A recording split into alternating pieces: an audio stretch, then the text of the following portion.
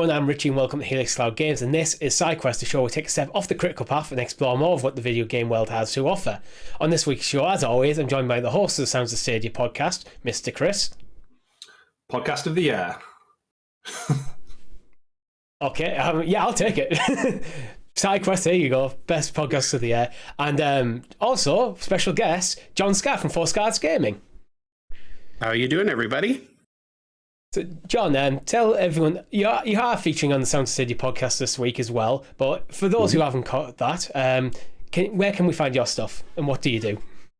Oh, boy. Well, I'm the gaming editor for Best Buy Canada blog. I'm also a Stadia content creator. I have my own blog and active on social media. So, I mean, you can find me. The Scarr gaming brand is across all platforms there. Scarr Gaming on YouTube, scarsgaming.com, and _gaming on Twitter. Yep, perfect. And with that, let's quick bit of housekeeping before we get into the show. Make sure you like the video, subscribe to our channel and John's channel, hit the bell icons for notifications when all our great content goes live, such as the Sound Stadia podcast, such as our live streams. And if you want to support the channel, you can do for as little as 99p as a YouTube member, where you can get access to SideQuest a whole 6-7 days early. Make sure you follow us on Twitter at Helix Cloud Games. We also, if you want to write in for a topic ID for the show, you can do out in our Discord. There's a link in the description below. So, for our members, you'll be hearing this on Sundays when you usually get it. For our non-members, this is probably going live on the Thursday morning instead of Friday morning, and there's a good reason for that. It's because tonight is the Game Awards.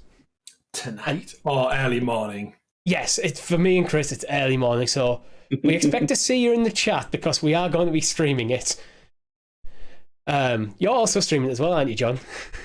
Yeah, I'll be streaming it as well over on my channel as well, looking at all the new announcements and excited to see what we find out. Yeah, so what we're going to be doing for this episode, we're going to be talking about the Game Awards, as is only fitting, kind of going through what we think will win each of the key categories, mainly focused on the ones where Stadia is present. So where do you want to start? Do you want to start with the biggie, or do you want to say that at the end? I think it makes sense that we start at the top and then break it down. So I think, but the elephant in the room, I guess, for the Game Awards this year is that Stadia is here in some capacity, that there's titles that are there. We've in our doc that we use for this show, we've highlighted the game. The games are marked down in red for you, John, as well, if you've not picked that up already. There's not one in every category, so we probably will skim past some categories. I think we should also clarify that we're not, I mean, 2 of the 3 of us are not gaming journalists, so we don't have access to everything. Our funds are limited. We don't get free codes. So I right now want to say I've not played every game on this list. I'd like to think I'm quite clued in enough to know enough about all the entries for the most part. But again, we're not giving out awards here. We're just going to talk about, theorize, and say it's great to see some Stadia titles showing up in there, and maybe some titles that we might think should show up in there. For me, it's not even just about not having the money to buy all the games, it's having the time to play them. Time is money, right? So, indeed. But yeah, I think we should start at the top, right at the top. Start at the top. So we're starting with Game of the Year, and the nominees are Deathloop, It Takes Two, not to be confused with Take-Two Interactive, Metroid Dread. If you don't get that joke, go watch the Sound of Stadia podcast. Metroid Dread, Psychonauts 2, Ratchet and Clank Rift Apart, and Resident Evil Village. Ooh, what a category. Wow. Now, I guess, do you want to start with like what we would give our personal Game of the Year, and then what we think will get it? Well, I've only actually played one of them games, so my Game of the Year category is Resident Evil Village, because I haven't played the others.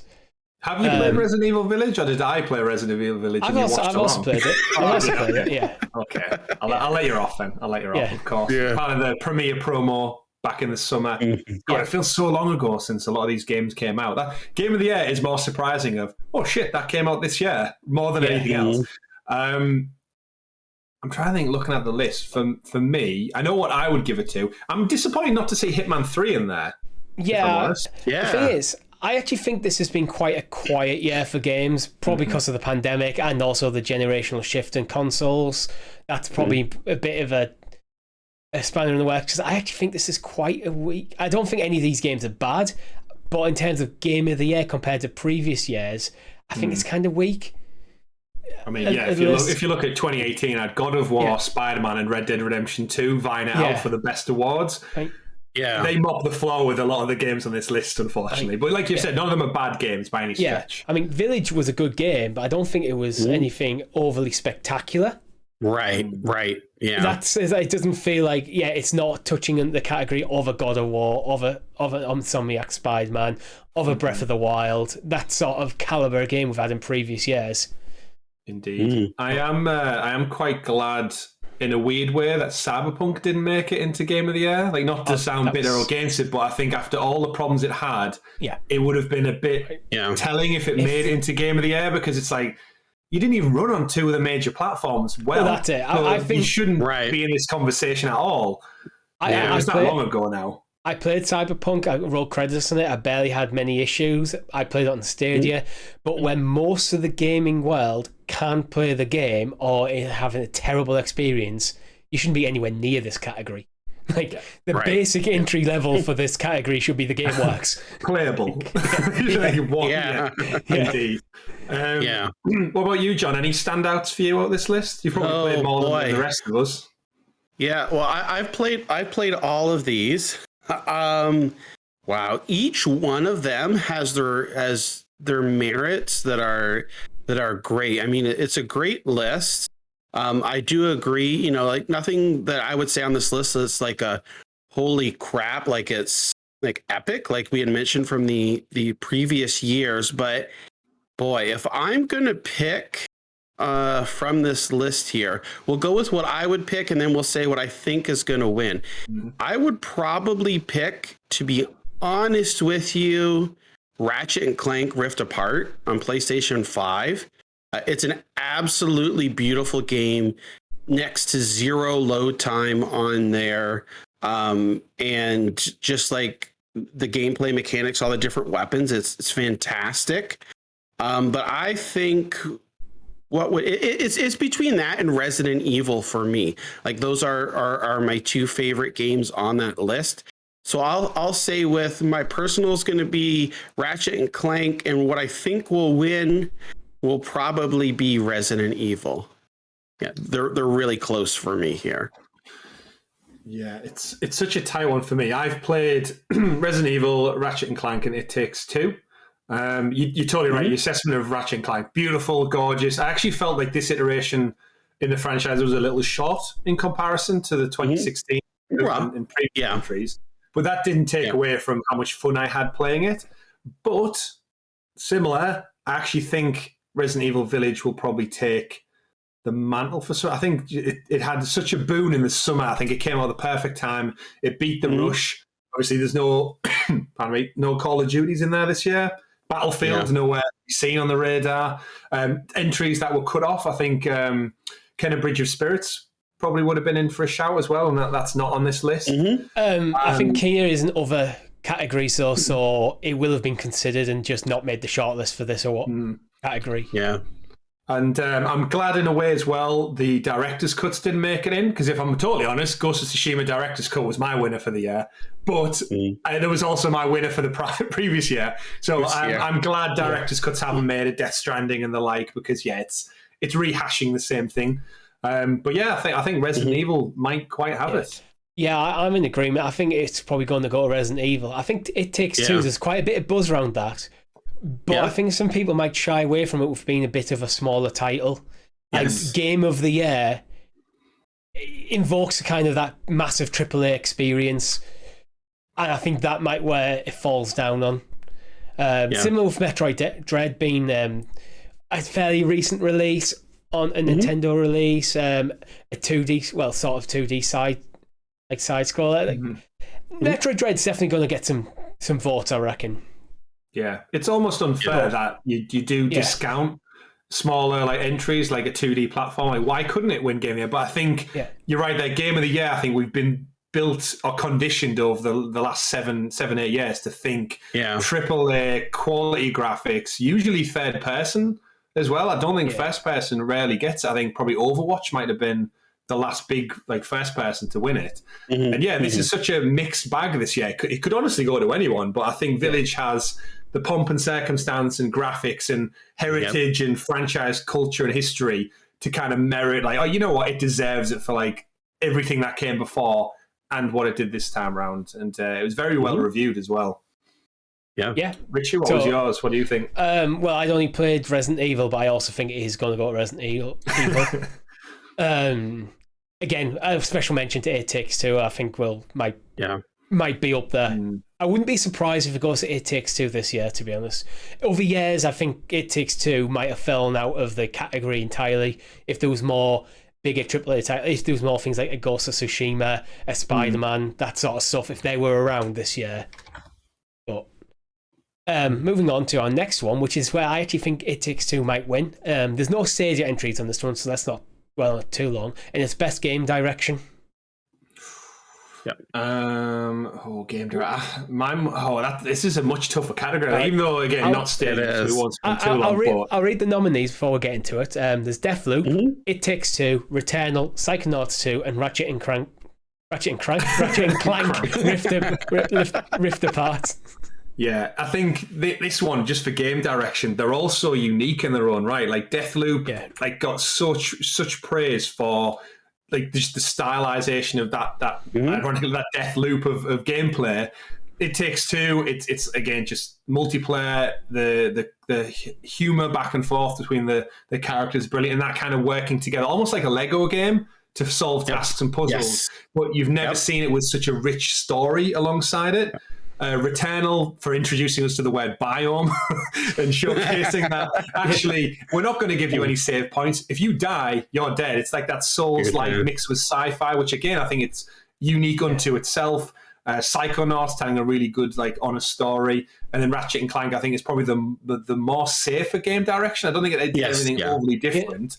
The portals were great, but after doing it once or twice, I wasn't like, this is groundbreaking. It just it was like great. It just loaded in a different environment quickly, which it showcased the tech, but I wouldn't say it was a game direction as such. So it's a Ratchet and Clank game, and this is just a cool mechanic added to it. Exactly. What I actually notice is this list is the exact same list as Game of the Year, with the exception of not having Resident Evil Village in it. This is why I kind of think It Takes Two might take it, because I think people might look at It Takes Two and goes, it's too much of a smaller game to get Game of the Year. We'll give it best game direction. I think I'm between. I think it might be between Deathloop and Returnal, but I feel like for me, Returnal. I didn't really hear much about that. I heard a bit about Deathloop when it came out, and then it just seemed to go quiet. I don't. Yeah. For me, in this category, it's between It Takes Two and Psychonauts 2. The story in Psychonauts 2 is awesome, and just hearing like the development cycle on how they've got all that additional done the research with like psychiatrists and things like that. Like I think for me it's between It Takes Two and Psychonauts 2. I can't pick one. It's hard. Like they're both equally, like I love the direction that both of those games went. So either one of those for me. I know it's kind of a little cop out here, but Psychonauts 2 or It Takes Two for best game direction. One of those is going to win. Is that what you think will win? Yeah. Which one would be your vote then? I can't. If you can't split it, you can't split it. Okay. No. I think. Okay, so here I'll go ahead and put it out. What I think is going to win will be It Takes Two, and my personal choice, just by a hair, Psychonauts 2. All right. So we're going with that two theme, one spelled out, one number wise.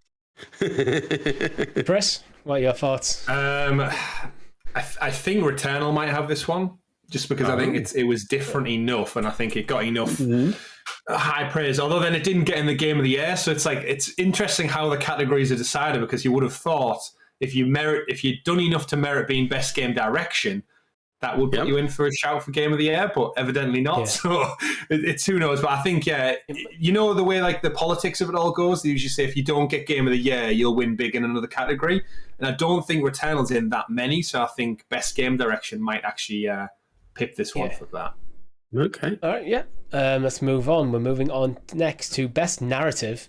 And the nominees are Deathloop, It Takes Two, Life is Strange True Colors, Marvel's Guardians of the Galaxy, and Psychonauts 2.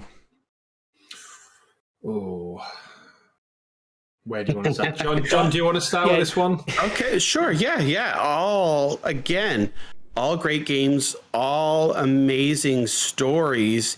But if I'm going to choose here, I'll go with my personal pick. I think Life is Strange True Colors. Like I always look forward to Life is Strange games. One thing you can count on that is the story and the narrative in there. And it was just like awesome. Like I'm blown away by it there. You always feel a whole bunch of different emotions. You're able to connect with each of the characters, and you actually genuinely care what's going to happen next. And when I don't want to spoil it for any that haven't played it yet, but when things happen in the game, you do feel like those real emotions towards it. So I'm going to say my pick is Life is Strange True Colors. What will win? I think maybe Marvel's Guardians of the Galaxy, due to its popularity. Like it's a well-known brand even outside of gaming. So I think maybe Marvel's Guardians of the Galaxy will win at the awards. Yeah. See, I'm with you with Life is Strange being my pick of the bunch, but I've got a feeling it's going to be Psychonauts 2. Oh yeah, it could be too. Yeah. Again, it's kind of part of that, I think, because I think it's not going to get game direction. I don't think it's going to get Game of the Year. Mm-hmm. So I can see it narratively, all the stuff you're seeing, they're talking to psychiatrists and stuff, getting them involved in. And as much as I did enjoy Life is Strange True Colors, I don't think it's as good as the first one and Before the Storm. Mm-hmm. So I think that might be in people's minds. So comparing it within its own franchise, it's probably the third best Life is Strange game. Mm-hmm. So I think that might knock it down a few pegs. But it would be my personal choice. Chris, your thoughts? Interesting. So when it comes to narrative, I always think of like the emotions it makes me feel. Like, is it telling like a good, rich story? And from what I've seen of Deathloop, like again, I haven't played Deathloop, but from what I've seen of it, it's like the story's good, but it's not that overly complex. Whereas I look at the other ones in the list, and I think they're also fully charged of emotion and character development, more so than just the two protagonists and antagonists in Deathloop. It Takes Two, had a great time playing through that with my wife, and the banter back and forth between the divorced husband and wife is it's anyone who's been in a relationship, it's like it just echoes the same classic arguments and little disputes and making bigger deals out of anything that you would have with another human being, and it's funny and it's laughable and it makes you chuckle along the way.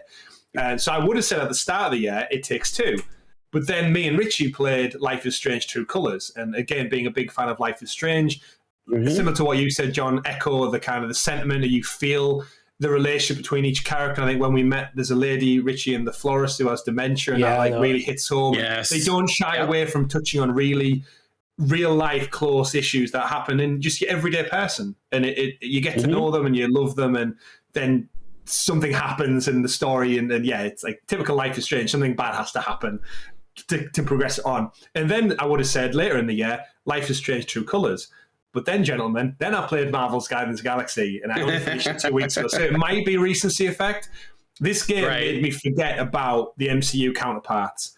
The conversation, the back and forth between Rocket and Drax and Gamora and Groot, like the comedic timing. And I've said to Richie off camera a few times, during just everyday play, browsing, climbing up things, solving puzzles, the conversation never stops with this cast. It's just constant back and forth for the entire game from start to finish. And even, I don't think games like Uncharted, The Last of Us, who were really good for like dynamic storytelling within the gameplay, have done it on a scale like Guardians of the Galaxy is. And at the end of it, I just sat back, and it was a 15-hour story, I'd say. But I love all of these characters by the end of it. And don't get me wrong, they look better with their MCU counterpart skins on. They really, really do. But I had an absolute blast with this game, and at the end of the year, having played all of them three I've just listed, I'm going for the Guardians of the Galaxy, and I think because it's not in with Game of the Year, and it's a little bit of a sneaky stealth drop, and it's the most recent of the games, I think Guardians of the Galaxy might just pip it, gents. Yeah, I wouldn't be surprised with Guardians of the Galaxy, especially, as you say, if it makes people forget, get over that uncanny valley of not being the MCU actors. That's a big testament for a game like that. Yeah, it is. But I think moving on, I think we're going to skip all the way down to best performance next.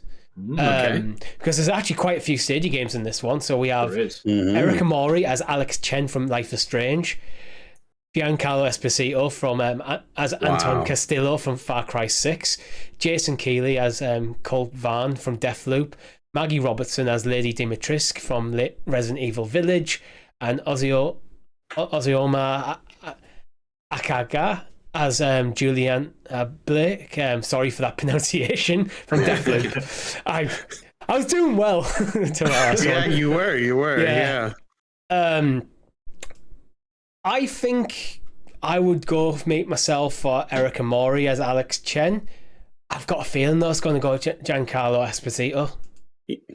There was so much of the marketing was focused around him. Yes. And I think he nailed it. Yeah.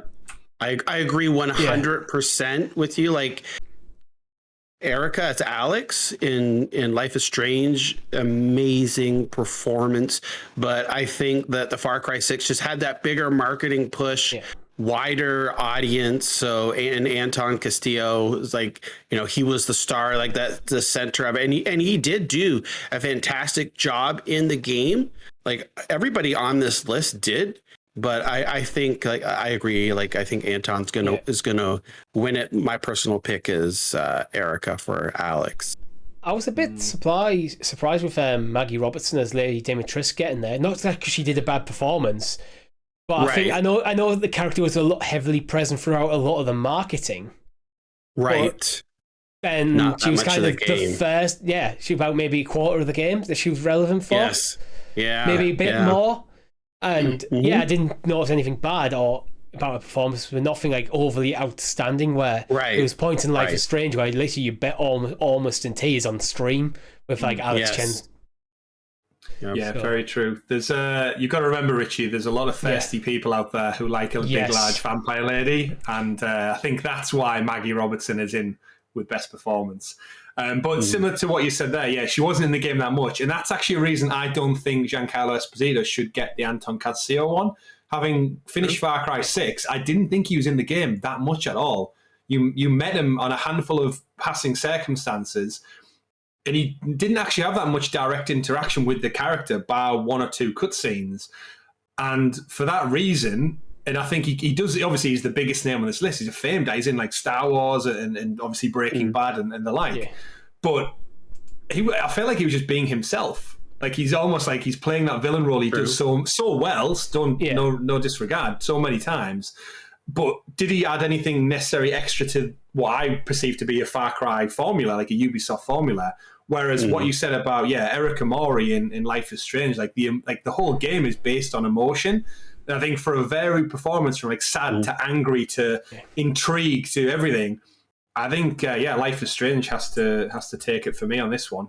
You know what? I think you've actually just convinced me there because I was between them, but then you know what convinced me when you said the whole game's about No, it's when you said the whole game's about emotions. Like, that game is entirely about emotion, and she's the lead character, so you got to act well in to be able to get through that.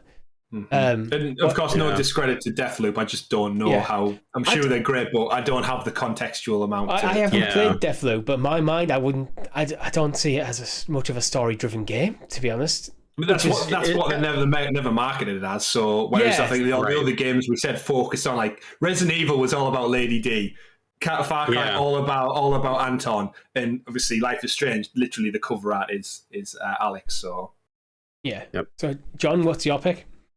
Yeah. So no, I agree. I think Alex, Erica is Alex. That's my personal pick. But I don't know. I'm still like, I'm trying to think. I'm trying to get in the mindset of the Game Awards themselves, right? So I still think, even though hands down, Erica is Alex, I still think Anton might take it.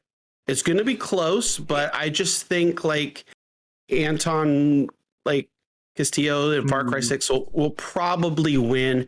I 100% believe that Alex Erica as Alex should take it, because out of all these performances, like, and again, not to take away from anybody else here, Deathloop, although it is a shooter, it did have story elements in it, and they did do great jobs. But compared to the rest of these here, like, again, hands down, Erica as Alex is the number one choice. But I just think Anton is probably, because of all the marketing, and it's like more recent. You know what I mean to say, like, fresh on people's minds. Yeah, there's something to be said about the Game Awards as well, with giving the award to like such a famous actor. Like, again, not that the game performers, CGI mocap, are not actors, but it's a different like level. And I think giving the award to Giancarlo adds so much gravitas to what the Game Awards are. In a similar way, like Roman Reedus, it's like, oh, this is a genuine famous person from TV and movies winning video game stuff. And it's like the video game BAFTAs when they do it as well. And it's, as the lines between movie, TV, and games become more blurred as time goes on and graphics get better, him being front and center for Far Cry does a lot for that brand and the look of the industry, I think. I think Giancarlo Esposito being in Far Cry does more for the gaming industry. But I think there's part of the gaming industry might go, well, Erica Mori isn't this well-known actor who's been in loads of stuff, hasn't played similar characters before, she's come into this game, she's crushed it, she's almost this kind of, she's one of ours, and not this big famous name coming into our industry. So there might be some of that going in people's minds. Hellblade's Sowena's Sacrifice, the vocab lady for that. Like she was just part of the design team and happened to stand in while they did early pre-production planning, and she nailed it so much. She did it, and she was terrific in that game. And then she won. So it was like, like you said, Rich, like one of us kind of mantra. So it could be anyone's. And again, you also mentioned that Giancarlo Esposito was in the game, but where Erica Mori kind of was the game. Yeah, exactly. That game needed that lead character had to be able to act to the level that she did. Yeah, that made like that. If you didn't have that character in as high as capacity as she was, the game wouldn't have been what it is. You know, like, because the Life is Strange has that the notoriety or the notability of being these emotional games and allowing you to touch and with the characters and connect with them. So if the acting that she gave like wasn't on that level of quality, then it wouldn't have even been like the game wouldn't have even been the same. Yeah, agreed. Moving on, I think we'll go with Games for Impact next. And the nominees are Before Your Eyes, Boyfriend Dungeon, Chicory, A Colourful Tale, Life is Strange True Colours, and No Way Home. I'm going to be straight up and honest in here. The only one I've heard of before this list came out was Life is Strange. Same. I've heard of some of these others that I've only played Life is Strange on here. So, but I mean, we've even already talked about this before. Life is Strange is such an impact, like. It's a roller coaster, a ride of emotions, happy, sad, scared, afraid, and you genuinely feel these. Like, you get lost when you're playing Life is Strange. Like, you'll be playing it and it's like as if it's you. You're right in there. Everything else outside is unfocused. You're just focused on the game, and you look at the clock and it's like, wow, like 3, 4, 5 hours have gone by, and you're like. You feel like emotionally spent sometimes after you played it because you've went through all these different things and like we mentioned before, like with dementia, and it hits home and things like that, like these experiences that you can relate to. So for me, even though haven't played the other ones, like Life is Strange, True Colors, hands down. Yeah, I think there's something to be said for Games for Impact when there's only one game you've even heard of. I mean, and get all these games, I'm assuming, when you sat down and play, would have probably a similar level of impact on you as Life is Strange True Colours. But have they had that impact on enough people? Right. Because I do think sometimes with a game, that if a game's truly that good, regardless how small it is, it gets talked about. If I'd heard of these games before, I just hadn't. If I'd heard of these games but didn't really know much about them, I might be taking a different stance here, but... Right. Good point, yeah. I've heard of Chicory. That's the only other one I've heard of on that list. But like everything John said about Life is Strange, I think the fact that you are making decisions yourself, you put yourself. The game does such a good job at making you feel your decisions all land with impact. Which then in this category, I think it has to win hands down for me. Yeah, but, I just don't think the others did it. I mean, we can to transcend the size of the game and the publishers, unfortunately. Mm-hmm. So this is very much that AAA studio bias come through on this one. Yeah. Again, for me, it's purely down to the fact that I hadn't heard of the others. Mm-hmm. Yeah. If I had heard of the others and heard more people and other podcasts and stuff I listened to talk about them throughout the year, that might have been a different story. Well, yeah, I think again, totally. If you're talking about impact, that's the thing. Like I like to think I'm quite clued in. I know, John, with your job, you're very clued in the games industry. Like I listen to people talk on a daily basis. Like I go to sleep listening to gaming podcasts across all platforms. And yeah, Chicory is the only one that I've heard someone mention on a PlayStation podcast briefly. So you're right. If we're talking about impact, the wider the scope, the more people are getting impacted by it. So then, Life is Strange. All right. We're about half an hour into the show now. So what I think we'll do is I'm going to pick one more out, and then I'll throw the last one. Can be your choice, John. Which one category do you want to talk about? For the one I'm picking, it's best role playing game. Okay. Largely because I've been playing a lot of them. Although actually, on this list, there's only 2 games I've played: Cyberpunk 2077 and Tales of Arise, which I was playing yesterday for about 7 hours. Is that what you were doing instead of planning this podcast episode? Yes, also sleeping, but yeah, that was across an entire day. But you got caught. I wasn't well, so I was just laying on the couch. And it was like when I was awake, I was like, I've been thinking about buying it. I bought it, and I was just playing it, then playing for an hour or two, then going to sleep and playing for an hour or two, and that was basically my day yesterday. Doesn't sound bad. I don't think Cyberpunk should be on this list. I think it's. I haven't played enough of Tales of Arise to kind of go, this is better than the others, but I think Cyberpunk, with the problems it's had on PlayStation 4 especially, I don't think it should qualify. I just don't think so. It's a great game, but it's so flawed in so many ways. I wouldn't have ruled this out, and I don't think it'll get the reward because of the reception from last year. And that is still the predominant narrative of a Cyberpunk. It hasn't had its redemption moment yet. I think that will come with the next gen ports. I'm also a firm believer that it didn't come out this year. So I know the Game Awards has the cutoff point, and I wish the Game Awards were in January. It would be so much easier just to do 15th of January, just so you've got that definitive, like a 2-week gap. Anything, because a lot of the like the people folks and stuff who work at like IGN and stuff, they take Christmas off. So that will be like anything that comes out right up until the end of December. They could play it over that, come back fresh eyes in January. Let's review, let's nominate, let's vote. But I think it happened with like Jedi Fallen Order. They got screwed over the other year for coming out like end of November, and that would have probably been one of my big game of the year conversations. So I don't think Cyberpunk should be for that reason, alongside the reasons Richie listed as well. So for me, I haven't played any, so I'd have to go at what you probably recommend, Richie, on this one. Well, I'm going to go with Tales of Arise, because I am a big JRPG fan, and when I finished Persona, I was looking around. What's my next game I was going to play? Shin Megami Tensei 5 was up there with it being from Atlas as well. But I don't think it's been out long enough. And Tales of Arise, when I was going through like lists of RPGs that you must play, that was kind of always seemed to be up there. So I think it's going to go with Tales of Arise, and my experience of so far is really good. I'm really enjoying it, so I'm going with Tales of Arise. I think it's going to be between Tales of Arise and Monster Hunter Rise, because Monster Hunter is a massive franchise, very popular.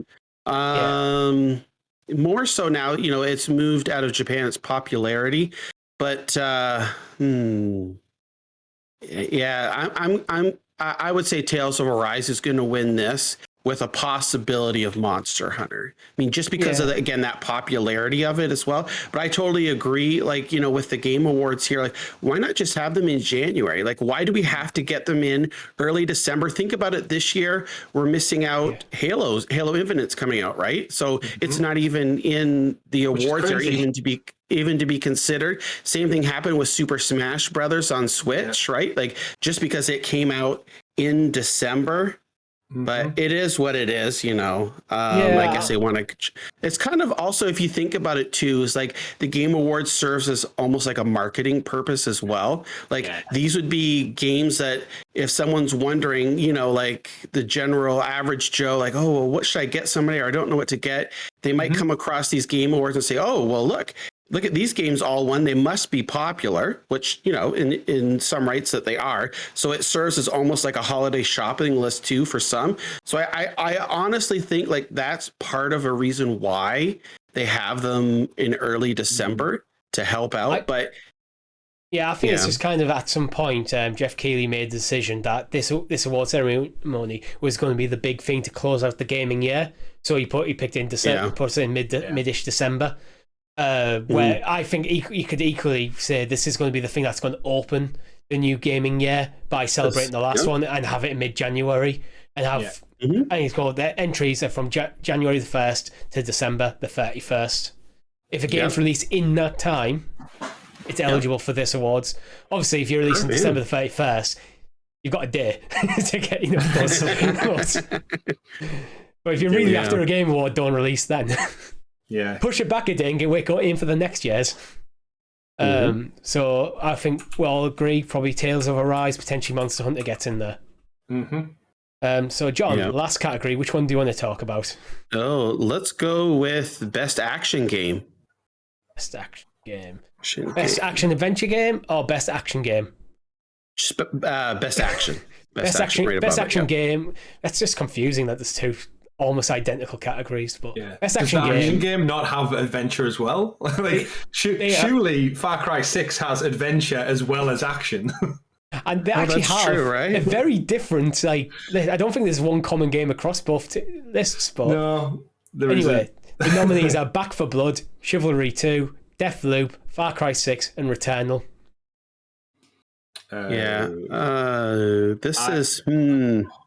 I think this is going to be the battle between Deathloop and Returnal all over again.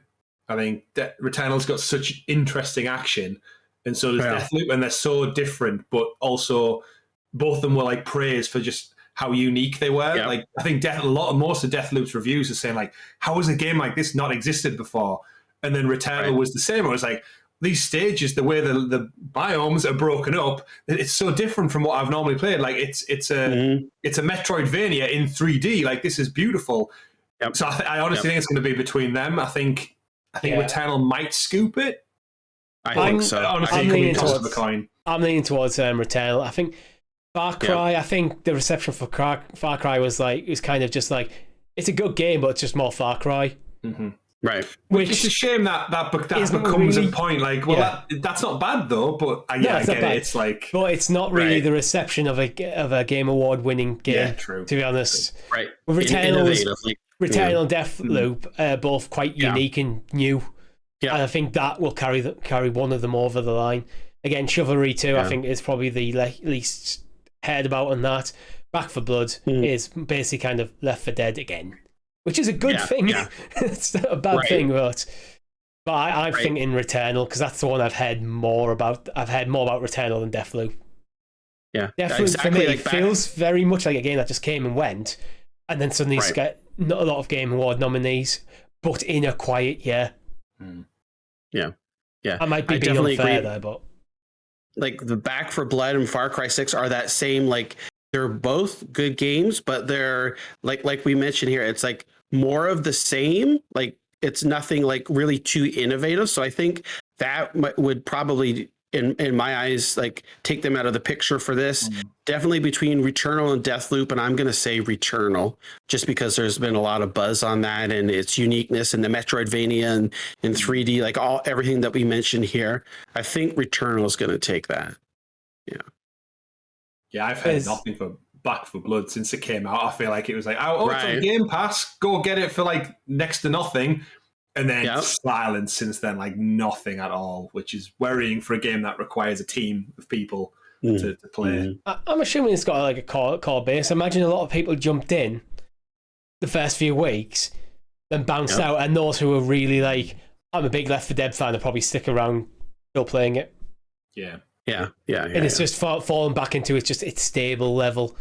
Like the initial hype of everyone's like, because it's been so long since Left 4 Dead 2. I think that's one of the things that contribute towards the hype. Yeah, agreed. Yeah. Is there any last shout outs you want to make before we close the show? I think shout out to Humankind for repping the best sim strategy game over there. I don't think it's going to beat out Flight Simulator or Age of Empires 4. Unfortunately, I agree. But it's a great game for the category it's in. Shout out to Forza Horizon. I know it's been shafted by a lot of the awards. Again, because I saw some people saying it came out too late in the year, but it's in one of the categories, so it should be in with Game of the Year. Yeah. So I don't know how, again, who knows how these nominations work. I actually think Forza's going to win that category, to be perfectly honest with you. Yeah. I think it's going to comfortably win it. Yeah, but it has to. Yeah. In terms of everything else, obviously, as Stadia content creators, disappointing to see nothing represented across like esports or debut indie. Poor Wavetail missing out on debut indie. Yeah. But is that down to just lack of coverage? Possibly. I think it's a small game on a small platform. Yeah, you don't know. No Stadia entries for multiplayer, which again says something about the size of the platform. Yeah. Nothing in family games, which is like again, it's a shame because these are big categories. Nothing in fighter game, but then I don't think we've had a fighter since Mortal Kombat, really. So it's been a quiet year for those categories on Stadia. And again, I hope this time in a year's time we're looking back saying we've got at least more than one. Like best performance, great. There's 3 entries in there, but every other category's got 1 or 2. So I think from a Stadia standpoint, one, I'd love to see them at the Game Awards. We know Phil Harrison's there. But I think it's great to celebrate a year in gaming. And like we said, Richie, we're going to watch along and it's going to be a great laugh. We're going to see announcements and trailers and stuff. And I think as an overarching cloud presence, I would just love to go into 2022 and see Luna there, Stadia there, GeForce Now there in some capacity. To just be like, no, we are part of this industry as well. So if Jeff Keighley wants to celebrate the gaming industry at the end of the year, let's do it with everyone. Everyone's welcome at this table. So... And that'll only happen with more games. But great list of games. I don't think it's been a stellar year, all in all. But all the games on there I would quite happily play. There's nothing that's terrible. So again, I don't think there's a single bad game on this list, which it'd be weird if there was. But right, But it's just a case of I think this year in gaming has kind of been synonymous with delays and things getting pushed back to different years. You always have a bit of a lull, I think, every time a new console generation happens anyway. I think next year will be a banger. I think next February is going to be a banger. February alone, there's more. I think there's more scheduled to come out in February 2022 that will be in the Game Award than there has been this entire year. That's true. Yeah. So better get saving some money. Save your pennies. Yeah. You could see like definitely like for me like E3 this year wasn't as like grandiose like wow. It was kind of more just like and we totally understand with COVID and things like that. Yeah. So kind of had that expectation of great games this year, but maybe not as hot as it's been in the last couple of years. But all, for good reasons of that. So looking forward to see what what will be introduced. I think if we're looking cloud wise, we know like Amazon has announced that there are going to be some Luna announcements at the Game Awards. So we'll see what that is. Microsoft might mention Xbox Cloud Gaming there. I don't know if we'll see any mention of Stadia. It would be nice. It would be a nice surprise. But I mean, I'm not going to give my hopes up. Like, going to just set my expectations as realistically here. That for right now, at this point in time, we probably won't hear anything. But it would be great if we did. Yeah, we've got 2 years under our belt of understanding what Stadia's marketing approach is. I will be happy with a few logos popping up on certain games. Mm-hmm. Yeah. Even if it's just like because we know there's going to be like footage of stuff we've already seen, we already know about. But at E3 and Summer Games Fest that Jeff runs as well, we didn't see logos. And again, that creates a whole thing on social media. So it would be nice as the Game Awards is like a touch point for like, oh, remember these games are coming out next year. It would be great to see like just a couple of things on there. And then during the awards, maybe the YouTube channel posts a few trailers. We're like, oh, we know we didn't Right. say anything in the summer, but 6 right. months on, we can confirm XYZ title might in fact be coming in 2022. Yes. I'm going to consider the Game Awards a win if the words Google Stadia comes out of Jeff Keighley's mouth. Yes. Because I Right. don't think that's ever happened. Well, no, you know what though? Yeah. Didn't what about wasn't Guilt on one of the Game Awards when they were talking about it? Or was that maybe it wasn't the Game Awards when they showed footage of Guilt. Yeah, Possibly. maybe it wasn't the Game Awards. So long ago now. But Yeah. Again, it would be great to just see some kind of presence, even if it is a logo. But like you said, John, expectations are I'm there for the games, the trailers across all platforms. Yeah. I'm just looking for the industry to be like, look what we've got in line for next year. Like, I'm all there for that. Yeah. You know what I Guess like we'll about see, right? doing this show? Like, I'm now very excited for the Game Awards. And we've got to wait till Thursday. It's currently Sunday. Hey, that's not a long way, though. Yeah. Yeah, it's going to be good. People should join us, Richie. Yeah, they should. But that's all we have time for this week. As Chris mentioned, if you want to join us for the Game Awards, make sure you hit the like button and subscribe to the channel and hit that bell icon so you know when we go live. John, where can we catch you? You can catch me YouTube, 4Scars Gaming, Twitter, 4Scars_gaming, and over at my blog, 4scarsgaming.com. We'll be around this week. Lots of stuff that's happening in the pipeline here. So really looking forward to it and the Game Awards as well. Very much. Shall we let Richie people in the comments let us know what they're That is, predictions yes, were I was for going the to yes. So, if everyone in the comments, let us know what your game of the year is. Let us know what games you're suggesting over categories. Even categories we haven't covered.